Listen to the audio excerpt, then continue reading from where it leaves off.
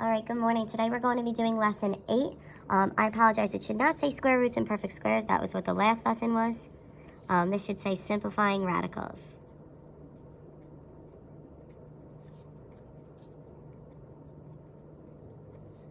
So today we're going to learn how to simplify radicals that are not perfect squares. Sorry, another typo there. And to do now, I want you to list all of your perfect squares from least to greatest from 2 through 15. So take a second to do that and then come back and check, make sure you have the right answers. All right, so if you take a look, you have your perfect squares there. So if we were to simplify a radical to find out if it's a perfect, to simplify a radical that is a perfect square, for example, 121, we know that the square root of 121 would be 11 because 11 times 11 gives you 121. Now, if it's not a perfect square, we need to figure out how we're going to simplify it. So the way we're going to simplify a radical that's not a perfect square is first we need to find the largest perfect square that divides into that radicand, or that number under the radical. So for example, if I had the square root of 50, I'm going to find this number that's small, that's just smaller than 50, so that would be 49. I'm going to start dividing each of those. So I have 50, so I need to divide that by 49 to see if it divides in evenly. And it does not, so I know that that's not going to be my perfect square. So then I'm going to go to the one below and do 50 divided by 36. That doesn't divide evenly, so that's not going to be my perfect square to simplify with. Then I have 50. I'm dividing it by 25, and that divides in evenly. So I have that perfect square of 25 and the square root of 2. So in order to get the square root of 50, I had the square root of 25 and the square root of 2. So I wrote that there. The square root of 25 is my perfect square, and then I have the square root of 2, which is not a perfect square, so I cannot simplify that, so I'm going to leave that. Now I know the square root of 25 is 5, so I'll simplify that, and then I'll just bring down my square root of 2. So there is my answer. So the first step, we find the largest perfect square that divides into the radicand.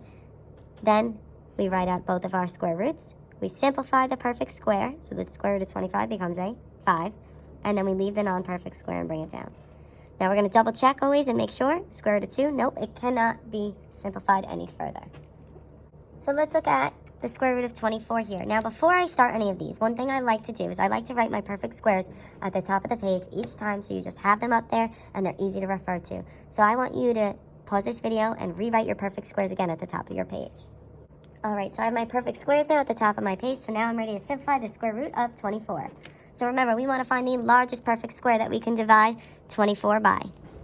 So the highest number would be to start at 16. So 24 divided by 16 does not divide evenly. Now I'm going to try 24 divided by 9 does not divide evenly. I'm going to try 24 divided by 4, and I get 6. That divides evenly. So then I'm going to break down my radical. I have the square root of 4, which is my perfect square. And then I have the square root of 6. So the square root of 4 is my perfect square. So I can simplify the square root of 4 to 2, because 2 times 2 gives me 4. And then I just bring down my square root of 6. And there is my answer. So now let's take a look at the square root of 27. So for the square root of 27, we're going to do the same process. So I need to look at 27 and try to divide it evenly. So 27 divided by 25 does not divide evenly. 27 divided by 16 does not divide evenly.